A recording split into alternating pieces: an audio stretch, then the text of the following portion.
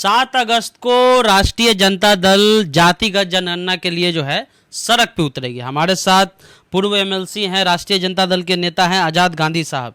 जातीय जनगणना लग रहा है सर कि जो भारत का राजनीति है अब एक नए धैर्य से शुरुआत हो रहा है।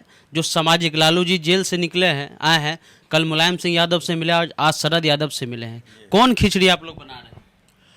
देखिए, मैं सबसे पहले अपनी बात रखने के पहले मैं आपके चैनल को अपने दिल से ढेर सारी शुक्रिया अदा करना चाहता हूं कि आप हमेशा अपनी बात को निष्पक्षता के रूप में समाज के बीच, सदन की बात को हो या सदन के बाहर की बात हो, हमेशा आप रखने का काम करते हैं। मैं पुनः राष्ट्रीय जनता दल परिवार की ओर से, अति पिछड़ा परिवार की ओर से, दलित परिवार की ओर से मैं इस चैनल को हम ढेर सारी शुभकामनाएं देना चाहता हूं और ये कहना चाहता हूं कि देखिए, राष्ट्रीय जनता दल की जब से स्थापना हुई हमेशा लालू प्रसाद यादव की जो सोच रही है गरीबों के प्रति रही है कि सामाजिक न्याय की धारा को कैसे मजबूत किया जाए।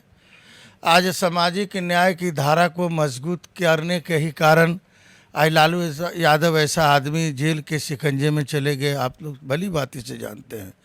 तो हमारी हमेशा सोच रहती है कि गरीबों को न्याय मिलना चाहिए। आज जो हम विभिन्न योजनाओं से वंचित हैं, जो हमारी राजनीतिक हिस्सेदारी मिलनी चाहिए, हमारी आबादी को दर्शाया कम जाता है। इस देश में हमारी आबादी 80% गरीब, पिछड़े, दलित लोगों का है और इस आबादी को तोड़ मचोड़ करके लोग, जो सामंती शक्तियां हैं, सामंती धारा की जो पार्टियां हैं, हमेशा तोड़ मचोड़ कर रखने का काम सदा किया है।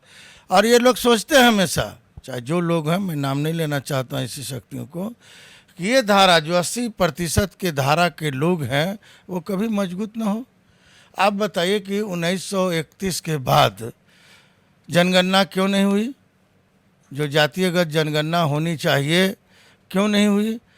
तमाम लोग बिहार विधानमंडल से 2-2 बार नीतीश कुमार की सरकार, लालू यादव जी की सरकार, राबड़ी देवी जी की सरकार, भारत सरकार को भेजा कि नहीं जातीय जनगणना होनी चाहिए। उसमें भारतीय जनता पार्टी के लोगों का भी समर्थन प्राप्त था कि नहीं ये ज़रूरी है। आज समय क्या आ गया उन लोगों को कि जातीय जनगणना कराने से नकार रहे हैं। तमाम लोग विरोध कर रहे हैं कि नहीं जातीय जनगणना नहीं होनी चाहिए। कुछ ऐसे भी नेता इस देश में हैं जो जिनकी बात है कि नहीं गरीब अमीर की जनगणना होनी चाहिए। संजय पासवान ने कहा, कई लोग हैं जो गरीब अमीर की बात करते हैं। आप ये बताइए पत्रकार महोदय कि गरीब कौन है इस देश में? जब तक गरीब की जनगणना, गरीब निम्न वर्ग के लोगों की जनगणना, छोटी जातियों की जनगणना जब तक नहीं होगा तब तक जो उसको मौलिक अधिकार मिलना चाहिए, चाहे राजनीतिक हिस्सेदारी हो, चाहे योजनाओं में हिस्सेदारी हो, वो हम लोग लेने से असफल हैं। इसलिए मैं लालू यादव जी को बधाई देना चाहता हूं, आदरणीय नेता तेजस्वी यादव जी को बधाई देना चाहता हूं, जिन्होंने एक सोच के तहत एक मामला राष्ट्रीय स्तर पर उठाने का काम किया कि नहीं देश में जातीय जनगणना होनी चाहिए ताकि गरीब लोग, जो अंतिम तबके के लोग, हमारे दलित भाई हैं, अति पिछड़ा लोग हैं, अपनी ताकत को जान सकें। जेडीयू के सांसद मिले हैं अमित शाह से। जेडीयू का जो सांसद प्रतिनिधि मंडल था वो अमित शाह से मिले हैं और जेडीयू सांसदों का बयान आया है कि जातिगत जनगणना नहीं होने से हम दुखी हैं, हम निराश हुए हैं। देखिए, जो जनता दल यूनाइटेड की जो पॉलिसी हमेशा 2 नीति की रही है, उसके समर्थन से, जनता दल यूनाइटेड के सांसदों के समर्थन से भारत की सरकार बनी हुई है। तो ऐसा पहला बात हमको लग रहा है कि ये जो नौटंकी लोग कर रहे हैं मिलने का, ये नौटंकी है। ये जनता को गुमराह करने का एक साजिश है कि जनता गुमराह हो जाए कि हम भी गरीबों के साथ हैं। अगर आपकी सरकार है, केंद्र में भी आपकी सरकार है, आपके मंत्री भी हैं जनता दल यूनाइटेड को, इसमें मिलने की क्या आवश्यकता है? सदन में तो ध्वनि, यही सदन चल रहा है, ध्वनि मत से पास कराने का काम किया जाए, इसको लाया जाए, सदन में पेश किया जाए कि नहीं जातीय जनगणना होनी चाहिए। और सदन में जितने भी जनता दल यूनाइटेड और जितने भी सेकुलर हमारे साथी हैं जो कई दलों में हैं, उनको एक मत से जातीय जनगणना का मामला उठाना चाहिए। और इसी चलते सत्र में मैं मांग करता हूं देश के तमाम नेताओं से कि अगर सच्ची श्रद्धा है गरीबों के प्रति, अगर सच्ची श्रद्धा है दलितों और अति पिछड़ों के प्रति, आप चाहते हैं कि उसकी ताकत का उजागर हो, तो उस ताकत का उजागर सदन में आप प्रदर्शन करने का काम करें।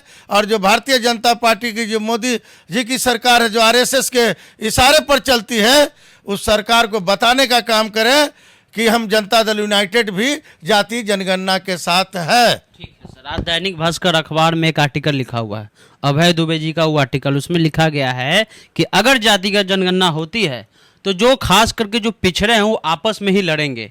यानी कहा गया है कि जो यादव, कुर्मी, जो कुशवाहा, जो धीरे धीरे संपूर्ण होते गए, वो आपस में ही लड़ेंगे और अति पिछड़ा और पिछड़ा की लड़ाई हो जाएगी जातिगत जनगणना से। आप ये बताइए कि किसी कुर्मी समाज के संगठन ने इस बात को उठाया कि हम आपस में लड़ेंगे? किसी यादव समाज के लोगों ने या राजनेताओं ने उठाया इस बात को कि अगर जातीय जनगणना हो जाती है तो हम आपस में लड़ेंगे? ये षड्यंत्र है। कई लोग, आर्टिकल है अभय दुबे का। अभय दुबे जी को भी सामाजिक न्याय की धारा के बारे में तो जो समझना चाहिए था उनको, हमको लगता है कि काफ़ी विद्वान साथी हैं और इस तरह का टिप्पणी देना अपने आलोकों में न्यायोचित नहीं है।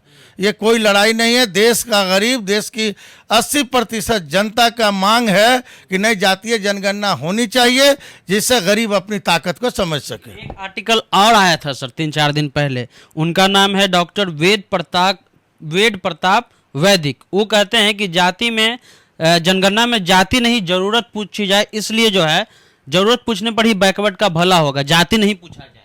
और आप लोग कह रहे हैं कि जाति पूछा जाए। देखिए, आर्टिकल जो भी दिए हैं ये उनकी मन की बात है, जनता की, जनमानस की बातें नहीं है। जरूरत इस देश में किन लोगों को, आपको भी पता है कि कौन लोग इस देश में भोग रहे हैं। इनकी आर्थिक जो आज़ादी मिलनी चाहिए इस देश में, किन तबके को नहीं मिला आर्थिक आज़ादी, आप भी समझ रहे हैं इस बात को। तो जो ये तरह की बरगलाने की जो बातें हैं, लोग कह रहे हैं इस तरह की बातें कि ज़रूरत चीज़ पूछनी चाहिए, ज़रूरत किन लोगों को है? ज़रूरत गरीब लोगों को है ना। तो जब तक गरीब लोगों की जाति का उसकी गणना नहीं हो जाती है, उसकी गिनती नहीं हो जाती है, तो हमको लगता है कि जो देश आज़ाद हुआ है बड़ा मुशक्क़त के बाद, और इस देश की आज़ादी में 15 अगस्त भी आने वाला है, और इस देश की आज़ादी में जिन लोगों ने, गरीबों ने, छोटे समाज के लोगों ने, दलितों ने, पिछड़ों ने, अकलियतों ने जो गला कटाया है, अंग्रेजों ने जो छलनी कर दिया है, ये गरीबों के ताकत के बल पर यह देश आज़ाद हुआ है। इसलिए गरीब हु इज़ पुअर। गरीब का मतलब है दलित, गरीब का मतलब है बैकवर्ड, गरीब का मतलब है मोस्ट बैकवर्ड, और वह ज़रूरत के लायक है। जब गणना होगी तो जो कमीशन है देश का, नीति आयोग है, नीति आयोग भी उसी तहत योजनाओं का निर्माण करेगा जिससे गरीबों का सीधे लाभ मिलेगा। और भारत का जो लोकतांत्रिक व्यवस्था है, जो है, जो पॉलिटिकल पार्टी के लोग हैं और जिसकी आबादी 10% है, जिसकी आबादी 5% है, उसको मौका नहीं मिल रहा है सदन जाने का, अपनी आवाज़ को उठाने का। जब तक गरीब गुरबा लोग, अंबेडकर विचारधारे के लोग जब तक सदन नहीं जाएंगे, तब तक वो गरीबों की आवाज़ को वह नहीं उठा सकेंगे। 7 अगस्त को क्या प्लानिंग है आप लोग का? देखिए, हम लोग 7 अगस्त को जो राष्ट्रीय जनता दल के माननीय राष्ट्रीय अध्यक्ष और नेता प्रतिपक्ष ने आह्वान किया कि जातीय जनगणना आंदोलन के ताकत के बल पर होगा, और हम लोग आंदोलन पर विश्वास रखते हैं। जब तक आंदोलन नहीं होगा तो ये सरकार गूंगी भी है और ये सरकार बहरी भी है। ये डबल नीति की सरकार है, 2 नीति पर चलती है। गरीबों को रिझाने के लिए कुछ बोलती है, बाहर भीतर में जाकर के कुछ बोलती है।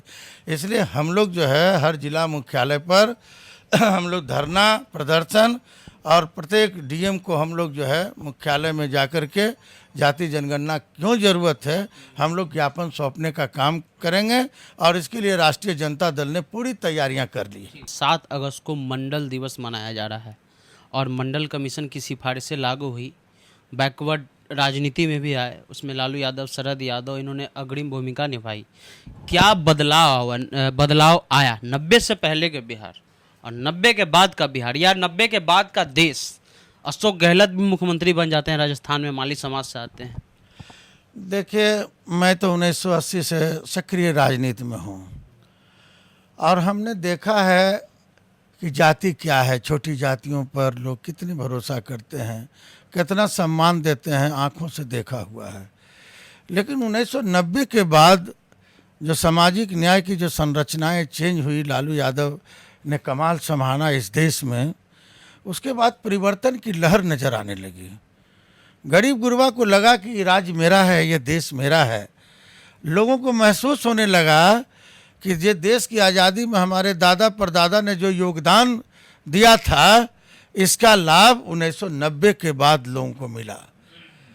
लेकिन 90 से 95 का जो शासनकाल आदरणीय राष्ट्रीय अध्यक्ष लालू यादव जी का रहा और जो गरीबों को जगाने का काम किए, कर्पूरी ठाकुर की सोच हो, चाहे बाबा भीमराव अंबेडकर की सोच हो, महात्मा फुले जी की जो सोच है, लालू यादव भी एक ऐसे देश के नेता हैं जिन्होंने अमली जामा देने का काम किया कि नहीं, गरीबों को अधिकार मिलना चाहिए। 90 के पहले मैं भी ऐसे शहर से बिलोंग करता हूं कि जहां ब्लॉक में, कलेक्ट्रेट में गरीब गुरबा लोगों को मौका नहीं मिलता था जाने के लिए कि डीएम क्या होता है। डीएम से लोग डरते थे, थाना से डरते थे कि अरे बात, थाना प्रभारी क्या होता है।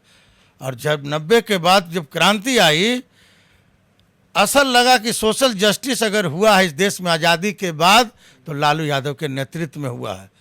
हम तो धन्यवाद देना चाहते हैं, आदरणीय दिवंगत हम लोग के बीच नहीं है बीपी मंडल साहब, लेकिन बीपी मंडल ने जो एक सोच के तहत जो पूरे देश में जो ओबीसी लोगों, पिछड़ा वर्ग के लोगों के बीच जो आरक्षण दिया, अगर अंबेडकर के बाद इस देश में कोई दूसरा नेता पैदा हुआ, उसका नाम बीपी मंडल है। और उन्हीं के जयंती जन्मदिन के अवसर पर हम लोग जो है यह कार्यक्रम आयोजित किए हैं। और हमको लगता है कि यह आंदोलन जो 7 अगस्त का जो शुरुआत होगा, वह आंदोलन पूरे देश में आग की तरह फैलेगा और इस देश की जो ताकत है, जो प्रधानमंत्री है, उसको भी इस ताकत के सामने झुकना पड़ेगा।